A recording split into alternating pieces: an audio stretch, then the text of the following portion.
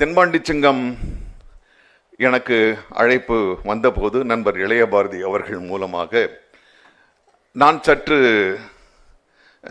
பின்வாங்கினேன்.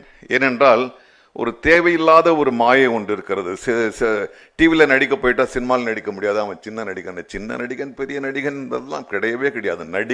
நடிகன் தான்.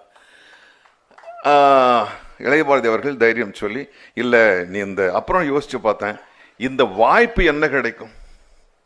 4-5 சினிமா விட்டு போகலாம். ஆனால் கலைஞருடைய சில படங்களில் நடித்திருக்கின்றேன்.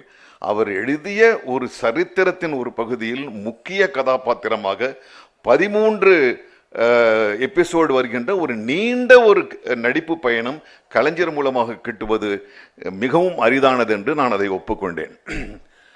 நான் அதை ஒப்புக்கொண்ட போது அவரை நான் சந்திக்கலாமா வேணாமா என்று சொல்கின்ற பொழுது நாசரை வரச் சொல் என்று அவரே கட்டளை எடுக்கிறார். நான் போனேன். அவர் மனதுக்கு முக்கியமான மிக நெருக்கமான ஒரு கதையாக இது இருந்திருக்கிறது. அவர் கேட்கிறார், புத்தகத்தை படிச்சிங்களா? ஐயா படித்தேன். சரி, அந்த புத்தகத்தை அந்த கதையை பற்றி எப்படி அதை தேர்ந்தெடுத்தார், எப்படி எழுதினார் என்பதை சொன்னார். முடிகின்ற தருவாயில் நான் சொன்னேன், ஐயா நான் புத்தகத்தை படித்தேன், இருந்தாலும் அந்த கதாபாத்திரத்தை வடித்த ஒரு எழுத்தாளரின் மூலமாக நேரடியாக அந்த கதாபாத்திரத்தின் வடிவத்தை நான் கேட்டால் நன்றாக இருக்கும் என்று நான் ஒரு வேண்டுகோளை முன்வைத்தேன். அவர் புத்தகத்தை படித்தாயா இல்லையா என்று கேட்டார்.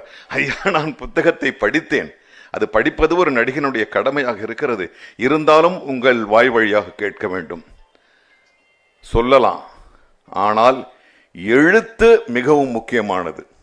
சொல்லும் பொழுது நீங்கள் அதை அடக்கி கொண்டு போகலாம், ஆனால் எழுத தீர்மானித்த பிறகு என்ன எழுத்துக்கள் என்ன வார்த்தைகள் வர வேண்டுமோ அது மட்டும்தான் வரும். அதுதான் அந்த விளக்கம். நான் சொல்லணும்னா நான் தென்பாண்டி சங்கத்தை பற்றி 6 மணி நேரம் பேசுவேன். புத்தகம் இருக்குல்ல உங்ககிட்ட? இருக்கு. சரி, இன்னொரு புத்தகம் கொண்டு வாங்கன்னு அவர்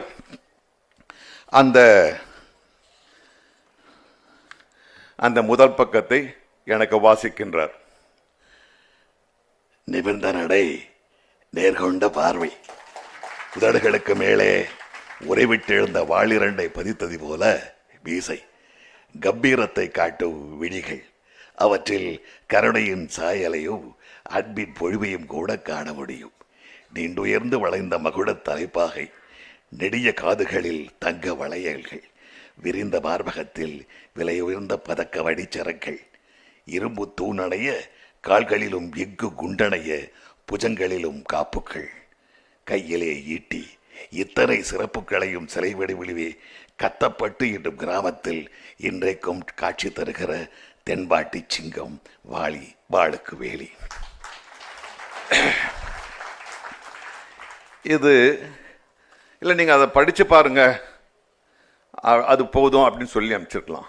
ஆனால் ஒரு தீவிர நடிகனுக்கு ஒவ்வொரு முறை அந்த கதாபாத்திரத்தை அவன் வெளிப்படுத்தும் பொழுது அந்த கதாபாத்திரத்தை முழுதாக மனக்கண்ணில் வடிவமைத்து அப்புறம் தான் அந்த நாடகத்திற்கோ அல்ல சினிமாவுக்கு செல்வது. நான் இந்த மேடைக்காக சொல்லவில்லை. தென்பாண்டி சிங்கம் நடிக்கின்ற ஒவ்வொரு நாளும் கண்மூடி இந்த குரலைத்தான் நான் தியானித்தேன். தென்பாண்டி சிங்கத்தில் நான் சிறப்பாக நடித்திருந்தேன் என்றால் அதற்கு அடிப்படை காரணம் எழுதியவரே.